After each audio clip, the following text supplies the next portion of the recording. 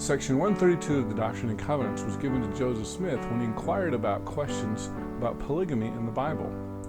Dr. Bill Smith has recently written a book that's just been out for a few weeks now on Section 132 of the Doctrine and Covenants. I'm excited to be one of the first to receive a copy and also one of the first to interview Dr. Bill Smith about his book. So it's a great book, Textual Studies of the Doctrine and Covenants. I encourage you to go out and buy it. And you also, in these next few series of interviews, will give you a little bit of taste of the book. So it's going to be a fun conversation. I also want to remind you to go ahead and purchase our latest transcript from Newell Bringhurst.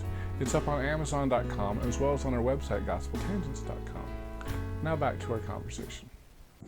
All right, welcome to Gospel Tangents Podcast. I'm excited to talk to Dr. Bill Smith. You've got a new book coming out. Could you tell us a little bit about this new book you have? It's called Textual Studies on the Doctrine and Covenants, the Plural Marriage Revelation.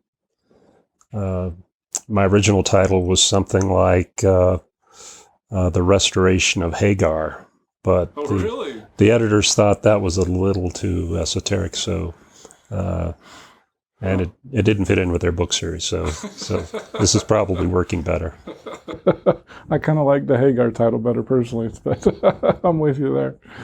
So I understand that what's your PhD in? My PhD is in math. In math. So I have a master's degree in statistics, so we're two peas in a pod here, I think, a little bit. So, and I also understand Richard Bushman. Did you know that he thought about getting a math degree? I didn't know that. Yeah, so I think all the best historians are mathematicians. Maybe Pete Crawley. He was a math guy too. Oh, I didn't know that. I didn't know that. So, where did you get your PhD? At the University of Utah. Oh, right, a Utah man, and you're teaching. Oh, I know you've been teaching at the. I like to joke around as the Great Satan, but. So where now? Are you not teaching this semester? I understand. No. Okay, but you have taught where? Yeah, at BYU. At BYU. So you're kind of a purple-blooded person, I guess, huh? Yeah, in a way, sort of a mixture. Yeah. I root for either team. Okay, well that's good. So I'm a Utah man, so I definitely bleed red. Well, great. So tell me a little bit about how you got into Mormon history. Really happened quite early on. I think I served a mission in what was then called the New England states, or just the New England mission, because it took in part of Eastern Canada too. Oh, wow. So yeah, huge mission. And it was then I sort of, being in New England, sort of started thinking a lot about early Mormonism. And when I left my mission, and I got interested in doing research in archives. So, and it was about then that the church archives were wide open, and so they would allow any fool to get in there like me and ask for basically anything you wanted. If you knew what you wanted to ask for, you could get it. Wow! So it was great. It was a great time, and I spent more time there than I probably should have, but it was great. Yeah. So that was my start in it. Wow. Now, on New England, see, there's another connection we have. I grew up. I shouldn't say I grew up. I lived in New Hampshire for about 4 years. Did you ever make it to Nashua or Manchester or any place like that? I think I was a week in Manchester, taking somebody's place for a moment, but I was mostly, I think, in New Hampshire, down by Dartmouth. Okay. Now, I understand Brigham Young, I think he was born in Vermont, if I'm not mistaken, and Joseph Smith as well. Right. Did you ever see his stomping grounds or anything? Yeah, in fact, I spent quite a bit of time down at South Royalton, which is where the LDS Church's kind of monument to Joseph Smith's birthplace is. Okay. That must be near Sharon, I'm guessing. Yeah. Okay. Well, great. So, Red Sox fan at all? Yankees fan, sorry. Oh, no. Oh, that's terrible. Sorry, Mickey Mantle's Mantle. So we got the BYU Utah thing and the Boston New York thing. You must be a very conflicted individual. Well, I have my moments. Well, great. Well, I'm excited to talk about Section 132. I was lucky to get a little bit of a preview copy. So we're going to release this probably right after the book's release. What is the release date on that again? Officially, it's February 27th, but I think it's up on Amazon right now. So. So you can pre-order that. Yeah. Okay. Well, great. Well, good. So I've read about 100 pages of it. So I kind of like how you go through just verse by verse almost. And so, I'd like to just kind of dive in if that's okay. Go ahead. So, one of my big questions, I guess, is it seems to me, we talk about Doctrine and Covenants 132, and especially the LDS Church in general, as kind of a restoration of all things.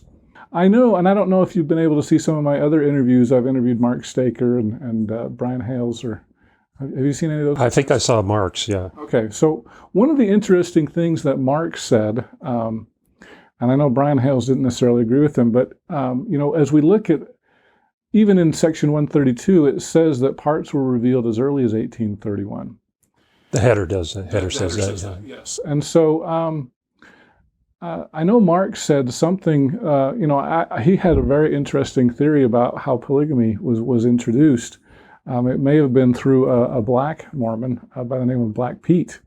Have you ever heard that before? I've read in his book where he says something about that. I don't focus too much on the early kinds of beginnings or the theorized beginnings of polygamy. I think most of the stories about early kinds of revelations are post hoc. They're way late, basically, long after Joseph Smith's dead. So what actually happened there, I didn't want to delve into that in the book at all. So okay.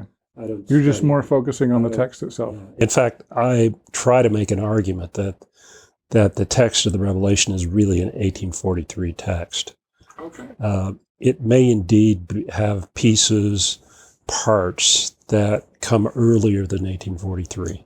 Mm-hmm. But as far as I argue, at least in the book, it's really a structure that is an 1843 structure. It's an 1843 document, certainly by scribal accounts. It's 1843. As far as theologically, culturally, it seems like it's an 1843 document. And I don't see too much in there beyond what's typically been said about the opening, the preamble of the Revelation being an answer to a question about Abraham's polygamy. Mm-hmm. I think that could be a connection to Joseph Smith's translation of the Bible, but I don't see that as necessary. Okay. So, I know Denver Snuffer. I don't know if you followed him very closely. He wrote a book, I think it was called Passing the Heavenly Gift, that I read. One of the things that, and I'm certainly no snufferite, but one of the things that kind of appealed to me with Denver, and I don't think he's the best historian out there, but one of the arguments or theses that he said that I really actually liked was he kind of broke the Section 132 into kind of four sections. And I don't know, I haven't followed him, I don't know if he still believes this, but in that book, one of the things that appealed to me was the idea that Section 132 was really four revelations, and that the LDS Church had essentially conflated polygamy with the everlasting covenant, and that those really should have been separate. And he talks a little bit about Abraham. So Abraham and Moses and that sort of thing would be one. I'm trying to remember what the other four revelations. There's a part to Emma. We'll definitely be talking about that today. But he kind of broke that into four. He said they were really four revelations that were kind of combined into a single section. So, I mean, do you agree with that, or how do you feel about that? Going back to what I said about it being an 1843 revelation, I think that it is clearly in its genesis a letter to Emma Smith. the entirety is a justification to Emma about why Joseph is and ought to be allowed to practice plural marriage and recruit other people to do so.